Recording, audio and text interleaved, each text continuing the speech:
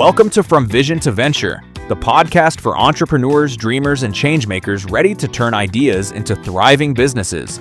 I'm Neville Solomon, and each week we'll explore the strategies, mindsets, and practical steps needed to start, grow, and scale successful ventures. Because every great business starts with a vision, and your journey starts right here. Welcome to From Vision to Venture. I am so glad you're joining us today. This is a brand new deep dive into the actual mechanics of building a successful business. Yeah, thanks for having me. I am really excited to jump into this material because, well, it tackles some of the hardest parts of entrepreneurship. It really does. So for our source material today, we are doing a complete overview of the foundational framework behind the TICO Pathways Startup Readiness Assessment. Right, which is just an incredibly dense, practical framework. Totally.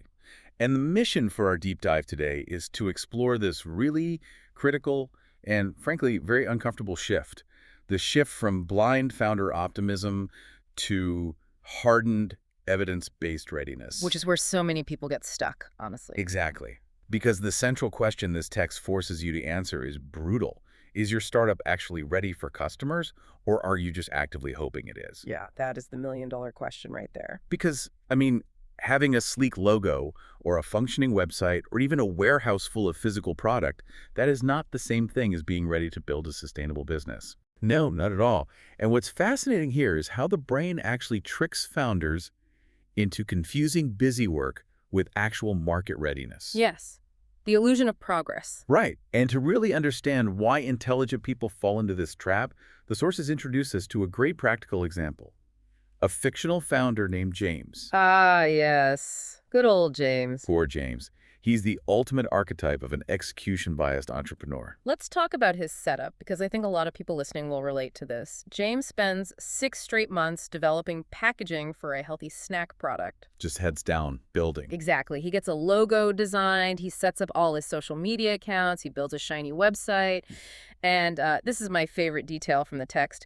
He has exactly 2,000 freshly printed brochures sitting right on his desk. Oh, the brochures. Yeah, that physical proof of work. Right. So he looks at this pile of paper and confidently declares, I am ready to launch. He feels ready because he is exhausted. But then the TICO methodology steps in and basically interrogates that readiness. Right. They start applying pressure. So they ask James the very first, most fundamental question, who is your ideal customer? And James gives the classic answer. He says, anyone who wants to eat healthier. Which, to an untrained ear, that sounds great. You think, well, billions of people want to eat healthier. That is a massive market. Right. It sounds like unlimited potential. But what's fascinating here is that the text treats this as a massive, glaring warning sign. A complete red flag. Exactly. Because anyone is not a target market. It is a demographic fantasy. The customer's actual problem is almost never just, I need healthy snacks. Right. It is way more specific than that. So much more specific. The real problem might be a busy professional needing a convenient snack between meetings. Or maybe a parent needing a net-free, healthier option for a toddler's lunchbox. Or like a high-protein fuel for a marathon runner after a workout. Precisely.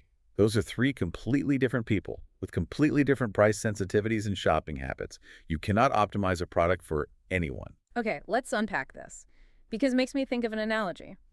It is basically like going to a sports store and buying all the most expensive top-tier gear before you even know what rules of the game you are playing. That is a perfect way to put it. Yeah. You have all the equipment, but you are standing on a basketball court wearing ice skates. Yeah, exactly. And the text points out this really stark conclusion for James. He thought his biggest hurdle was a marketing problem. Like, how do I hand out 2,000 brochures? Right. But he didn't have a marketing problem. He had a fatal customer definition problem. Which really highlights the danger of relying purely on optimism. The sources acknowledge that you absolutely need optimism just to start a company. Oh, of course. Yeah. You have to be a little bit delusional to start a business in the first place. You need that initial fire. But the danger is when that optimism exists without any structural evidence. You have to evolve. Your goal must be to move from saying, I think people will buy this, to I have tangible evidence suggesting they actually will. Exactly. Optimism is the engine, but evidence is the steering wheel.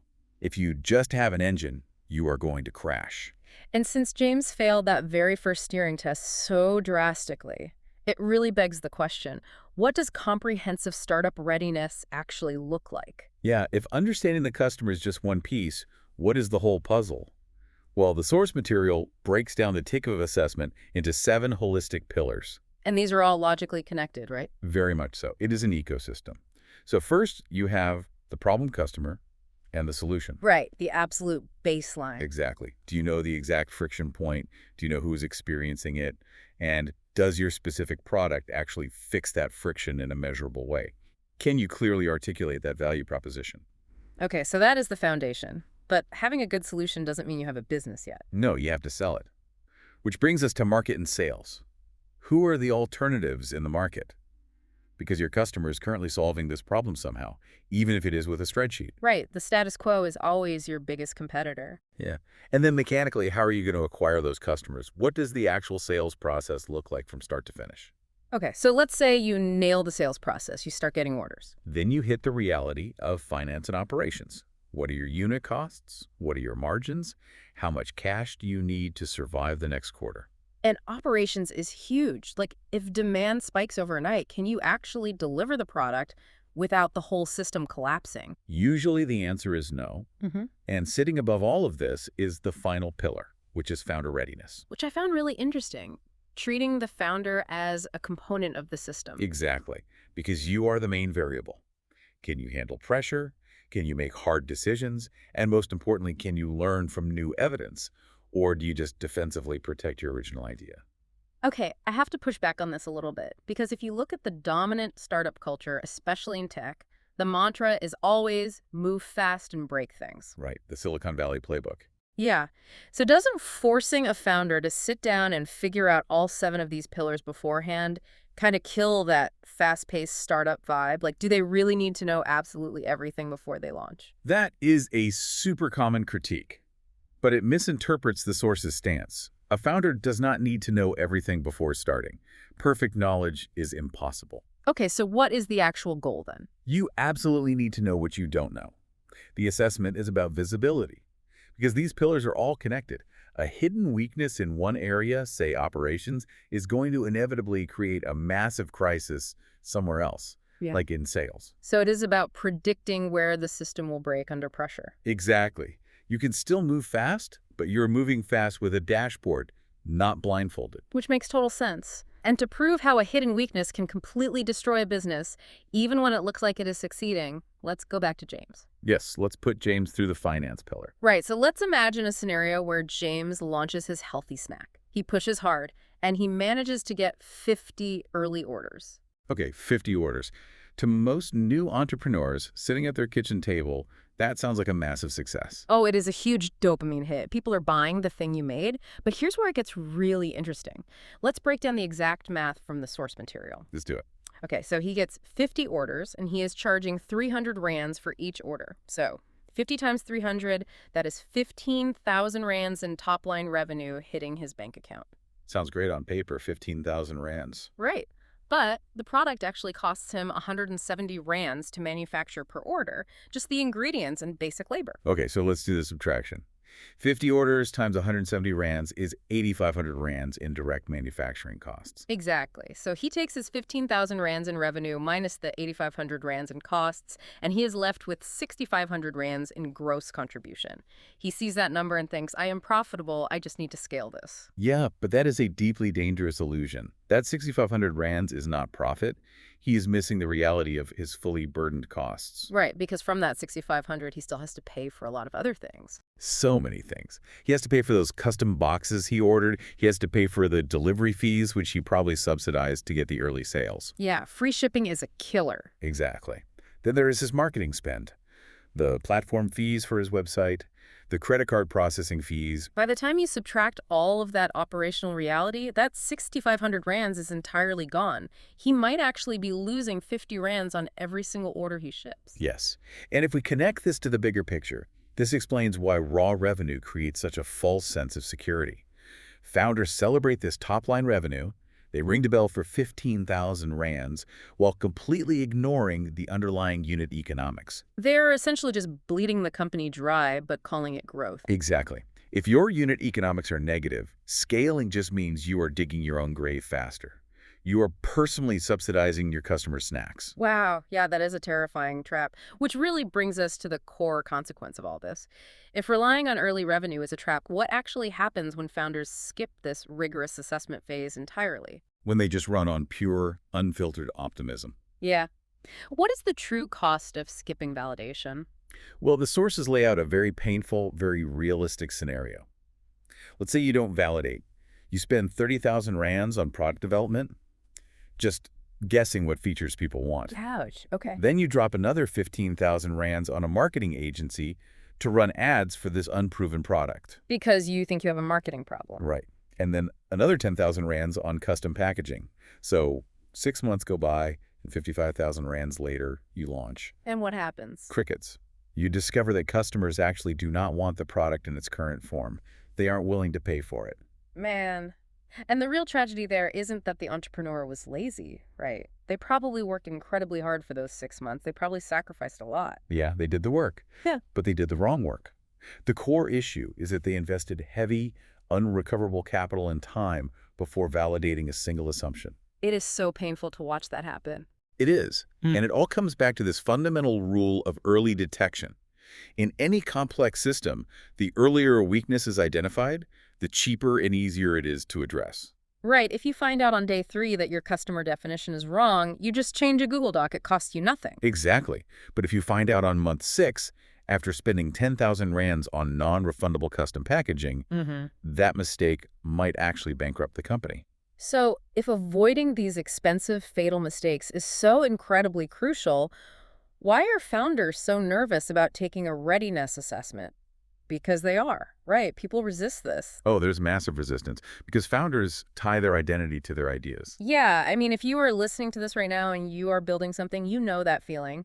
Taking a formal assessment can feel like taking a test that you are probably going to fail. It feels like judgment. It feels very personal. Sure. But the TICTA Pathways philosophy introduces a really vital analogy to help reframe this fear. They say an assessment is just like a medical checkup. Okay, a medical checkup. Tell me more about that. Well, if you go to the doctor and they run some blood work and find out you have high cholesterol, you don't look at the doctor and say, wow, you failed me. Right. You don't take it as a personal insult. No, you say, thank goodness we found this now before I had a heart attack. You use that information to change your diet. An assessment is exactly the same thing. It is not a grade on your potential as a human being. It is simply diagnostic information to improve your decision-making. I love that. So what does this all mean for the actual workflow of a founder? How do we go from feeling assessed to actually making progress? The sources map out a very clear roadmap for this. It goes assessment, leading to diagnosis, leading to action, leading to progress. Assessment, diagnosis, action, progress. Exactly. And the magic word here is prioritization. Because when you do an assessment, you might find out that your customer clarity is really weak, but your operational plan is surprisingly strong. Right. So you don't need to fix everything at once. No. In fact, you shouldn't. If the data shows your operations are fine, you shouldn't spend the next 3 months tweaking your supply chain.